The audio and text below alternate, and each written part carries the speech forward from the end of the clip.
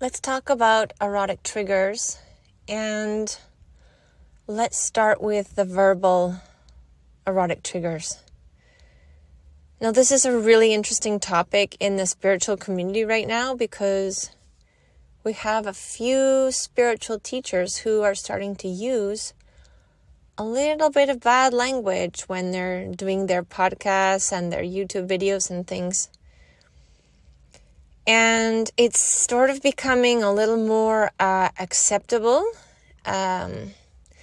Just like eating meat is becoming a little more acceptable in the spiritual community with the carnivore diet and this kind of thing happening.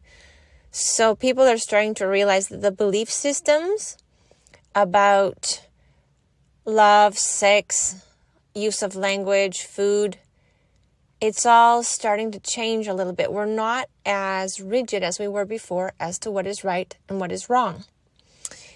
And I think what has happened is that we've become more aware of what is our intuition and the frequency of the vibration of the energy of what we're doing, almost becoming more important than the actual act of whether you've used a bad word or whether you've eaten some meat or whatever it is that you're doing that you feel is right or wrong. Now, as far as language goes, as a sexual trigger to get your erotic creative energy flowing with your partner or by yourself, I have a little bit of insight into this because, yes, obviously we don't want to be using a whole lot of bad language, swear words in our intimate, loving situation. However, there is an exception to the rule, and I think sometimes a swear word could be like, it's like casting a spell. You know, you can use a word like, you can say like, fuck, and it's just like, okay, that word sends a really strong vibration. Now, if you're using that word because something has happened and you use it to express or to get out some of the energy of something difficult that has happened, or are you using it to send an energy to somebody that's negative, that will be really, really strong, like when someone is angry and they say, fuck you, or something like that, then it's a totally different vibration. I specifically said it a little bit less heavy so that it wouldn't kind of reach anybody. Now, there's a very interesting erotic happening with our hearing, with what goes in our ears. Some people are very auditory, and I think that if there's a respect in the relationship and there's certain words that can be used that are very erotic and have a very heavy charge of erotic sexual energy, and it's just a belief system that we have, that we've been taught that we shouldn't be using those words, that a man shouldn't say those words or a woman shouldn't say those words.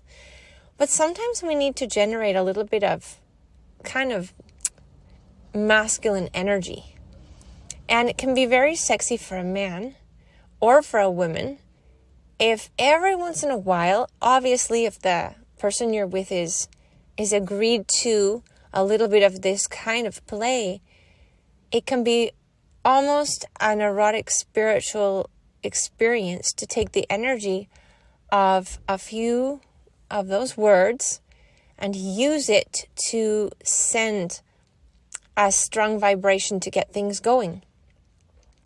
And the reason it's not like a bad language anymore is because now we're not using it as a swear word to hurt somebody. We're using it as a powerful word to generate creative energy. And if we do it with someone who understands our meaning, if we do it with the right intensity of energy, and we do it with the loving erotic intention of turning someone on, and we use this once in a while to generate a little bit of masculine energy, it can be an incredible, incredible experience. Now, I know this is kind of taboo, but I'm hearing more and more spiritual mentors and people using this now, and they're using it because there's some things that we want to comment. Now, sometimes there's something that we want to say, and that thing that we want to say is really strong, or we just really want to get our point across.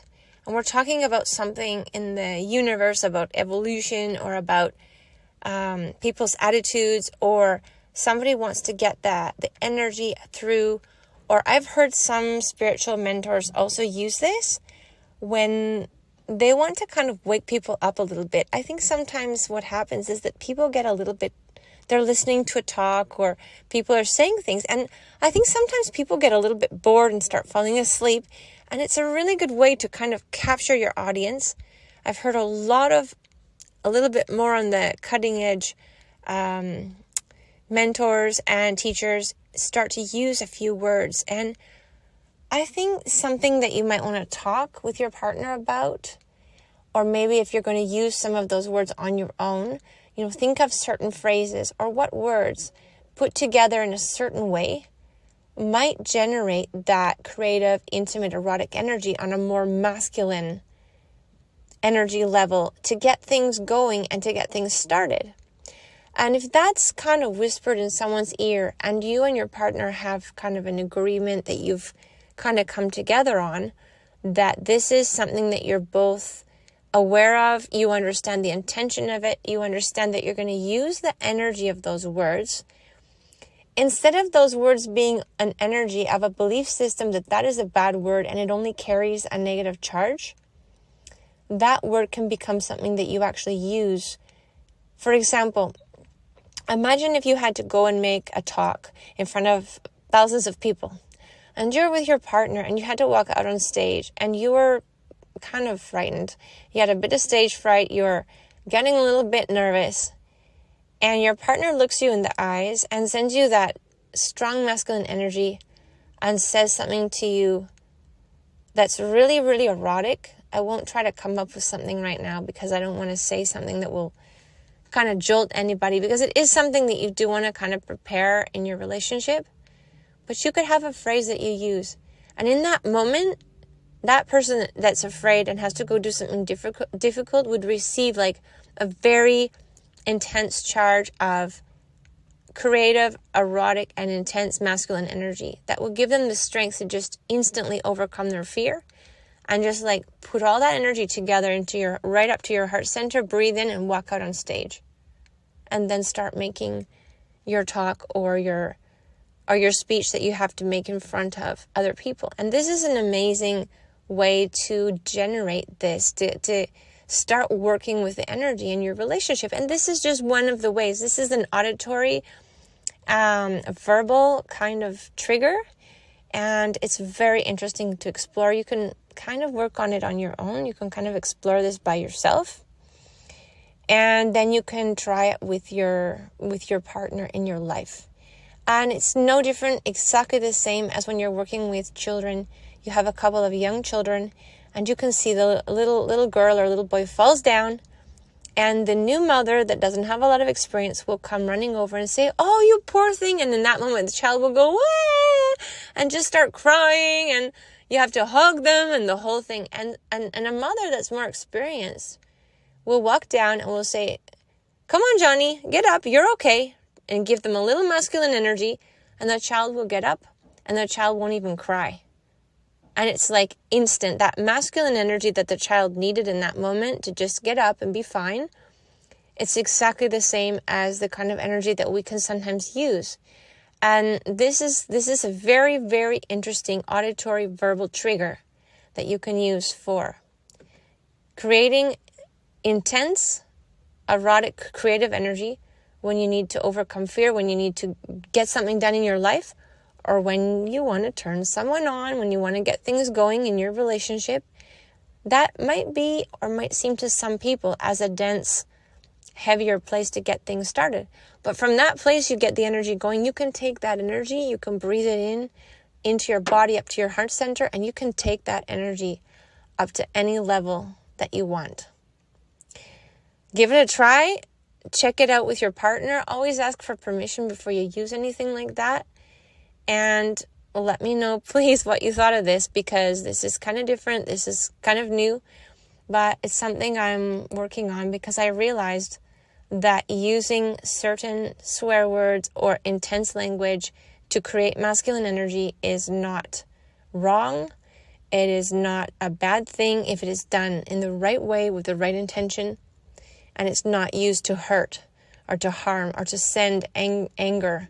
It's used to send creative energy. Try it out and let me know what you think.